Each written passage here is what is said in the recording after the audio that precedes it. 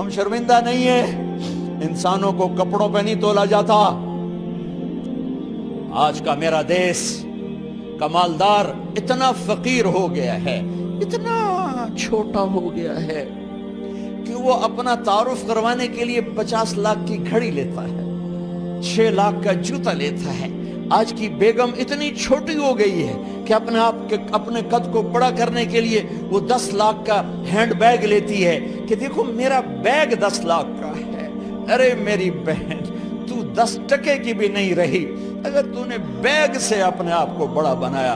او میرے دوست، تو 2 ٹکے کا نہیں ہے اگر تو 10 لاکھ کے جوتے اور 50 لاکھ کی گھڑی سے اگر تو بڑا بننا چاہتا ہے۔ ارے اس دھوکے سے نکلو۔ برینڈڈ برینڈڈ برینڈڈ، کہاں جا رہے ہو؟ جب تم اپنی ذات میں بے قیمت ہو تو رب ذوالجلال کی قسم، تمہاری گھڑیاں، تمہارے بیگ، تمہاری گاڑیاں، تمہارے بنگلے تمہاری عزت کو بڑھا نہیں سکتے۔ ابا جان، آج ہم خوشی سے بلند ہیں کہ ہمارے باپ نے بددیانتی نہیں کی۔ گھر میں تشریف لائے، کہنے لگے فاطمہ کچھ پیسے ہیں، میرا انگور کھانے کو جی چاہ رہا۔ بس فاطمہ رونے لگی۔ فرمایا امیر المومنین، خزانہ تو بھرا پڑا ہے، 1 درہم کا بھی تیرا حق نہیں ہے کہ تو 1 درہم لے کے انگور خرید لے۔ تو تڑپ اٹھے، فاطمہ میں جہنم نہیں برداشت کر سکتا۔ وہ میرے بھائیو جو دن رات سود میں پھنس چکے ہو، جو دن رات جوے شراب میں پھنس چکے ہو، کیسے اللہ کے سامنے سرخرو ہو کر کھڑے ہو گئے؟ ایک رات گھر میں تشریف لائے، بچیاں، بیٹیاں، منہ پہ ہاتھ، کپڑا رکھا، دوپٹہ رکھا منہ پہ، اور بات کریں۔ آپ نے پوچھا ارے کیا ہوا تمہیں، یہ منہ پہ کپڑا کیوں رکھتے ہو؟ تو خاموش ہو گئی، لیکن گھر کی خادمہ رو پڑی۔ کہا امیر المومنین، آج آپ کی بیٹیوں نے کچا پیاز توڑ کے اس سے روٹی کھائی، سالن کھائی، اور میرے آج کا تاجر کہتا ہے جھوٹ نہ بولوں تو کاروبار کیسے؟ میرا افسر کہتا ہے رشوت نہ لوں تو گزارا کیسے کروں؟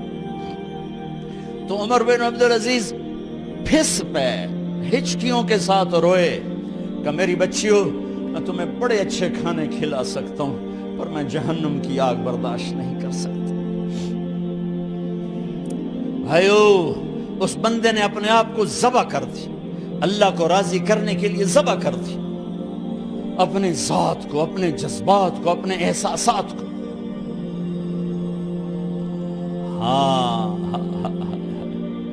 اب اللہ نے صلہ کیا دیا، جب انتقال ہونے لگا تو بلایا رجا کو، جو میں بات پہلے چھوڑ کے ادھر ان کی تھوڑی سیرت بتائی کہ رجا اب میں مرنے لگا ہوں۔ عبد الملک کالا ہو گیا تھا، ولید کالا ہو گیا تھا، سلیمان کالا ہو گیا تھا۔ یہ کیوں کالے ہوئے تھے؟ یہ بے نمازی نہیں تھے، بدکاری نہیں کرتے تھے، کسی کی طرف ان کی میلی آنکھ نہیں اٹھی کبھی۔ یہ ظالم تھے، ظالم، انسانوں کا خون پیا، مال میں خیانت کی، اس پر اللہ نے چہرے پھیر دیے۔ آج عمر بن عبدالعزیز جا رہا ہے کہ دیکھو میں جا رہا ہوں، مجھے دیکھو میرے ساتھ کیا ہوتا ہے۔ ان کا انتقال ہوا، ان کی میت قبر کے کنارے رکھی گئی اور اب نیچے اتارنا ہے۔ سلیمان کی میت کو اتارنے لگے تو ہلنے لگا اور عذاب قبر پہلے شروع ہو گیا۔ عمر کی میت کو جب قبر کے قریب کیا گیا، ایسے ہوا کا جھونکا آیا، ایک پرچہ ایسے لہراتا ہوا یوں آیا، یوں آیا، یوں آیا اور عمر کے سینے پر گر گیا۔ لوگ کٹھے ہو گئے، پرچے کو کھول کے دیکھا گیا تو اس پہ لکھا تھا بسم اللہ الرحمن الرحیم، براءۃ من اللہ لعمر بن عبد العزیز من النار۔ یہ پروانہ ہے اللہ کی طرف سے اس کے بندے عمر کے لیے کہ اسے جہنم سے نجات کی خوشخبری سنا دی جائے۔